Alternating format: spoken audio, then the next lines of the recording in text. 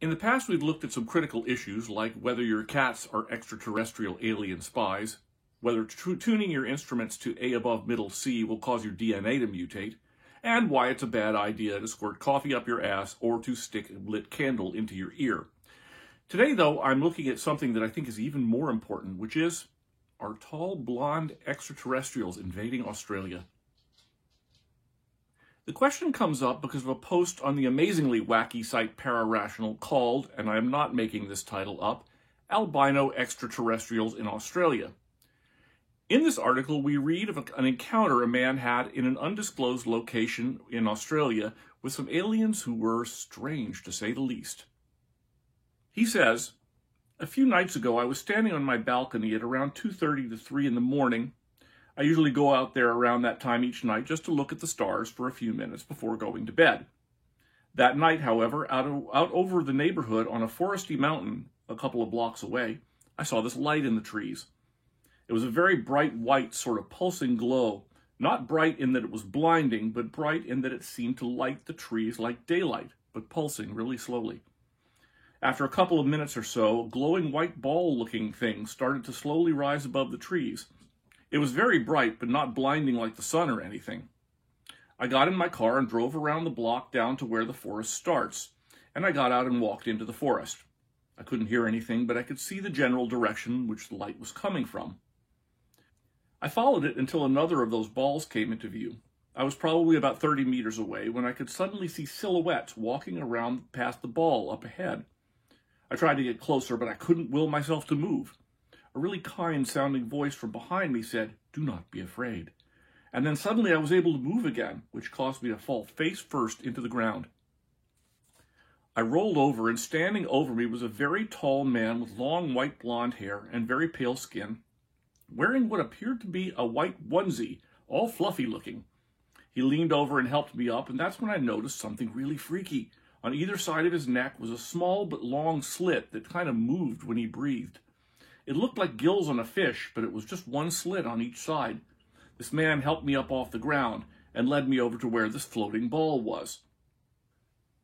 So let's see. Up till now we have tall blonde aliens with gills wearing what appear to be fluffy footed pajamas.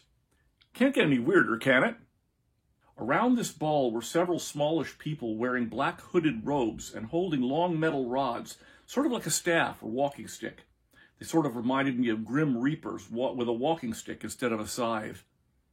The man was calming, yet he looked really freaky, especially the gill things he had.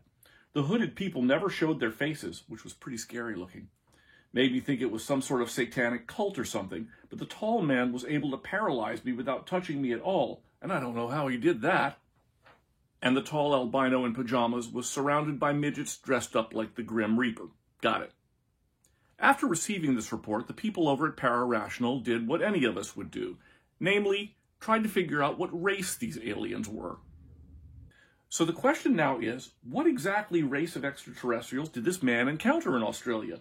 What race was this alien, and what is up with the shorter minions? Sounds reminiscent of the gray aliens and their taller and shorter members. A very tall man with long white blonde hair and pale skin. This sounds very much like descriptions of the Anunnaki. Are they back to check up on us? Which leads us to another story, this one from UFO Digest, called The Zeta Race and Their Extraterrestrial Craft.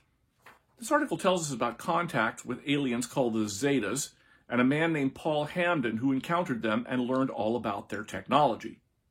In the opening paragraphs of this article, you find out that they're going to give us details about all of this high science and technology, but then as you read further, you see that the details aren't very detailed.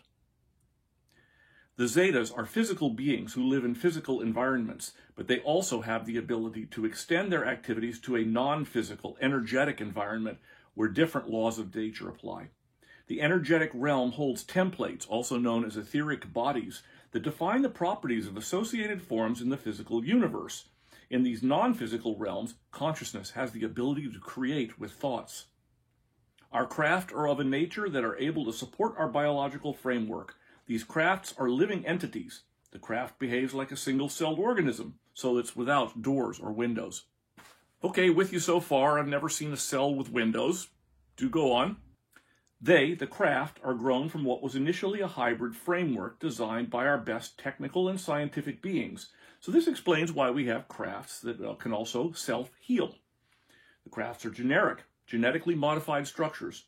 Not all craft have individual operators, but as there are certain parts of our DNA replicated, there is one standard craft for beings to use. There are specific crafts for specific beings. These beings are utilized to move in different dimensional aspects of the non-physicality of the physical universe. Okay, the non-physicality of the physical universe means some things that are physical aren't actually physical.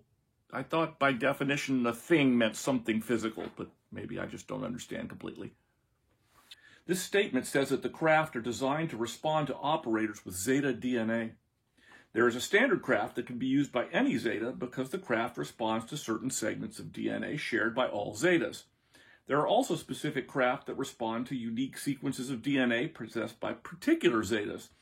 The latter craft and operators are used to move to and from non-physical dimensions of the universe. So your spaceship recognizes your DNA, and from there, the spaceship just kind of knows where to go. The Zeta adds that the craft, like all living things, needs sustenance or a source of energy to survive. He says, there is a basic life form woven into the fabric of the universe. This energetic form, wave form, feeds and nourishes these cellular craft. For the Zeta, the basic life force of the universe is the energy of consciousness. Everything that is and can be experienced is constructed from this fundamental substrate. Okay, life force is the fabric of the universe, but wait, The process of wave shifting involves interaction with the field that is and always is, that is, the energy source consciousness. So the craft's intention to move invokes the creative process at a particular level of this consciousness field to relocate its etheric body in the matrix. Danger! Danger! Sensors indicate that bullshit levels are reaching a maximum allowable tolerance. Shield breach imminent! Engage warp drive. Whew, that was close. Anyway, I think what we have here is rampant hallucinogen use. There's no reason to think that the Zetas on Unaki, midgets dressed up in Grim Reaper suits, or tall blonde aliens in footed pajamas are wandering around the Earth somewhere. And now I think I'm going to wrap this up and move my etheric body to the kitchen, where I can go gain some sustenance from the life force of a second cup of coffee. Thanks for watching. If you enjoyed this, please give us a thumbs up. Links are down there, and please subscribe. Thanks.